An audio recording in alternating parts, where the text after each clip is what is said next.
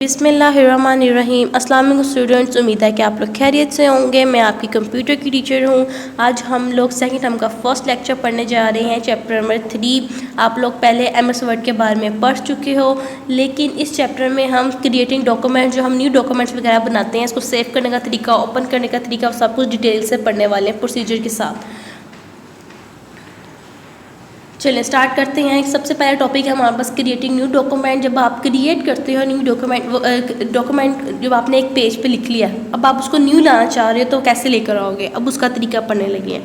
आप सबसे पहले एमएस वर्ड का तरीका आपको पता है कि सबसे पहले आप स्टार्ट मेन्यू पे जाओगे, आल प्रोग्राम पे जाओगे, आल प्रोग्राम से देन आप जाओगे माइक्रोसॉफ्ट ऑफिस में। ऑफिस के बाद आपने एमएस वर्ड को वहाँ से क्लिक करना, तो आपके पास एमएस वर्ड ओपन हो जाएगा।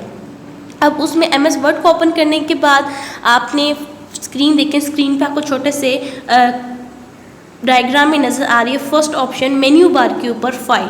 आपने फाइल को क्लिक किया, देन फाइल के बाद न्यू की ऑप्शन आ रही है, न्यू को क्लिक किया, एक और डायलॉग बॉक्स अपीयर हो गया। उसमें से आपने ब्लैंक डॉक्यूमेंट को अपीयर किया, क्लिक किया, तो आपके पास एक शीट निकल आएगी, ब्लैंक शीट निकल आएगी। अब इसके सेकंड मेथड जो वो है स्टैंडर्ड टूल बार में। मेन्यू के बार के नीचे स्टैंडर्ड टूल बार होता है। स्टैंडर्ड टूल बार में फर्स्ट जो आपके पास आती है वाइट शीट, आपने उसको क्लिक किया तो आपके पास एक और शीट नज़र आ जाएगी, न्यू शीट आपके पास निकल आएगी। अब इसके अलावा हमारे पास इसमें शॉर्टकट कीज़ भी होती हैं कि अगर हमारे पास कोई ऐसा कंप्यूटर वगैरह है जो माउस वगैरह जो ख़राब हो गया, तो हम लोग क्या करते हैं, कीबोर्ड में से उसको क्लिक करते हैं, देन आपके पास निकल आता है कंट्रोल+N। कंट्रोल+N करने के लिए लिखेंगे तो हमारे पास एक न्यू शीट अपीयर हो जाएगी। ठीक है।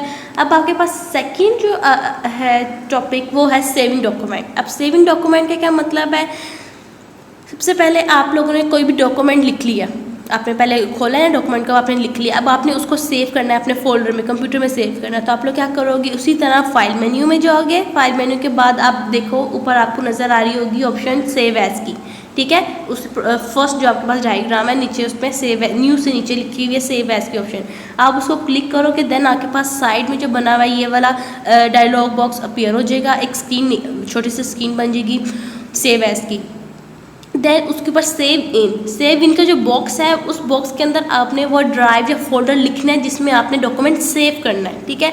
आप उसमें लिखोगे, ऑटोमेटिकली आपके फाइल सबसे नीचे लिखा हुआ फाइल नेम के आगे वो आपको लिखा हुआ आ जाएगा।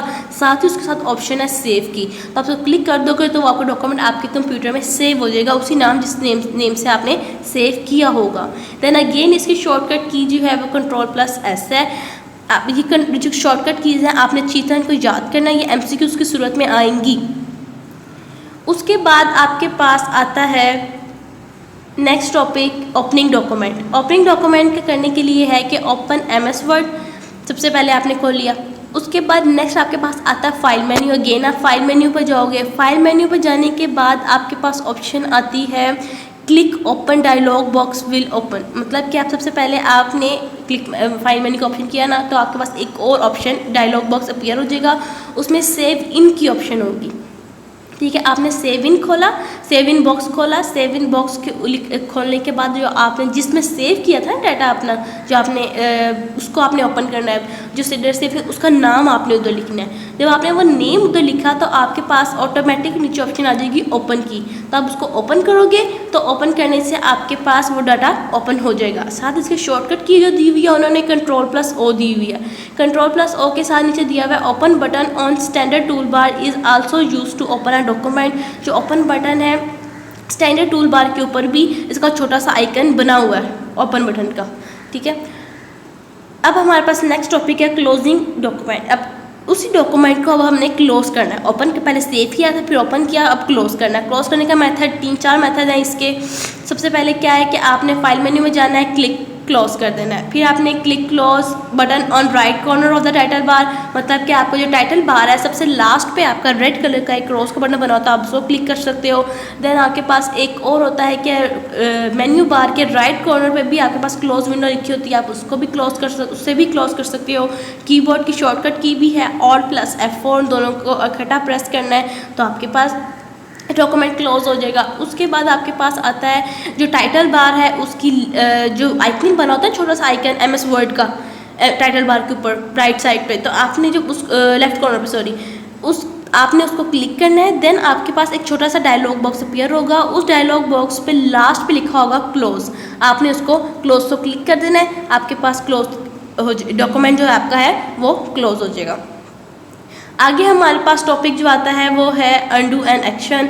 During work it is possible that a wrong thing is done. जब आपके पास कोई भी ऐसा काम है कि आप करते करते आपने कुछ गलत कर देते हैं, जाहिर सी बात है हमसे कुछ लिखा है तो आपसे हमसे गलत लिखा गया, अब हम उसको रेस करके ठीक कर देते हैं, ठीक है, लेकिन आप फिर भी उससे सेटिस्फाई नहीं हो पा रहे कि आपने रेस करके ठीक कर दिया, आप चाहते हो पहली वाली चीज़ जो हमने लिखी थी वो अगेन हमें शो हो जाए।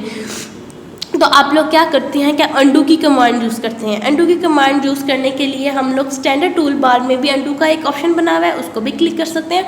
और एडिट फाइल मेन्यू के साथ, मेन्यू बार के ऊपर फाइल मेन्यू के साथ एक एडिट मेन्यू की ऑप्शन है, उसको भी क्लिक कर सकते हैं। देन आपके क्लिक करेंगे तो आपके पास अंडू की ऑप्शन आ जाएगी, उसको क्लिक करेंगे आपके पास डाटा जो है वो अंडू हो जाएगा। अब छोटी सी एग्जांपल उन्होंने दिया कि आपने एक डाटा लिखा है, आपने हेडिंग देने के लिए फ़ॉन्ट साइज को 12 रखा है, आप चाहते हो थोड़ा सा भरा कर लें इसको। जब आप उसको 16 पे लेके गए हो तो आपको 16 पे जाके इतनी अच्छे रिज़ल्ट तो अच्छा नहीं लग रहा, तो आप उसको दोबारा से 12 पे लेके आना चाहते हो, तब उसको आप कौन सी यूज़ करोगे कि वो होगी अंडू कमांड यूज़ करोगे। इसकी भी शॉर्टकट की है वो Ctrl+Z। देन उसके बाद इसी तरह रीडू एक्शन है। अब अंडू के बाद रीडू। अब रीडू का क्या मतलब होता है, अब रीडू का मतलब है कि आपने सबसे पहले दो पर्पज़ होते हैं रीडू के। एक सबसे पहले ये है कि आपने कोई से भी अपने कंप्यूटर के ऊपर एक पिक्चर इंसर्ट कर दिया, ठीक है, छोटा सा ना पिक्चर कोई बना लिया आपने।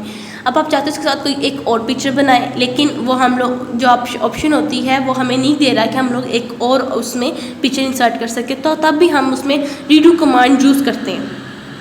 ऑन द अदर साइड उसका एक और पर्पज़ भी है, वो ये है कि आपके पास अंडू, आपके पास जब आपने कोई भी काम अंडू कर दिया है, आपने उसको वापस लेकर आना है तो आप रीडू यूज़ करते हो, ठीक है। अंडू का जो रिवर्स होता है ना वो उसको क्या कहलाता है, रीडू कहलाता है। उसके बाद आपके पास दो मेथड है रीडू करने के लिए। एक स्टैंडर्ड टूल बार के ऊपर छोटा सा आइकन बना होता है रीडू का, और देन उसके बाद एडिट मेन्यू में जब आप जाते हो तो एडिट मेन्यू में मेन्यू बार के ऊपर एडिट लिखा होता है, एडिट मेन्यू में गए, then again dialog box appear हुआ, फिर आपने क्लिक कर दिया रीडू को, तब भी आपके पास डाटा जो है वो रीडू हो जाएगा। उसके बाद कीबोर्ड, इसका भी कीबोर्ड शॉर्टकट है, वो है Ctrl+Y। आप लोगों ने ये सारा परफॉर्म जो भी मैंने आपको समझाया है, रीडू, अंडू और ओपनिंग, सेविंग, न्यू डॉक्यूमेंट को खोलना, ये सारा कुछ आप लोगों ने अपने कंप्यूटर पे, जो आपके पास कोई भी कंप्यूटर लैपटॉप वगैरह है, आपने उस पर परफॉर्म करना है खुद से। किसी बड़े की मदद ले लें, जो आपको खुद आता है तो आप लोगों ने खुद परफॉर्म करना है। जब आप परफॉर्म करेंगे तो आपको ज़्यादा अच्छी समझ आएगी एज़ कम्पेयर टू आपको पढ़ने से या देखने से। इन छुट्टियों में अपना टाइम बिल्कुल वेस्ट ना करें, ज़्यादा से ज़्यादा अच्छा पढ़ें ताकि आप लोगों का टाइम वेस्ट ना हो। और इसके बाद हम लोग जो भी मैंने आपको पॉइंट्स कीबोर्ड शॉर्टकट्स लिखवाए हैं कि आपके पास ये पेपर में आ सकते हैं MCQs के तौर पर, तो आप लोगों ने उसको अच्छी तरह से अंडरलाइन कर लेना, याद कर लेना है। ये आपके पास short question, MCQs, filling the blanks किसी सूरत में भी आ सकते हैं। उम्मीद है कि आप लोगों को लेक्चर समझ आ गई होगी। आप लोगों ने अब अच्छी तरीके से इसको याद कर लेना है। थैंक यू, अल्लाह हाफिज़।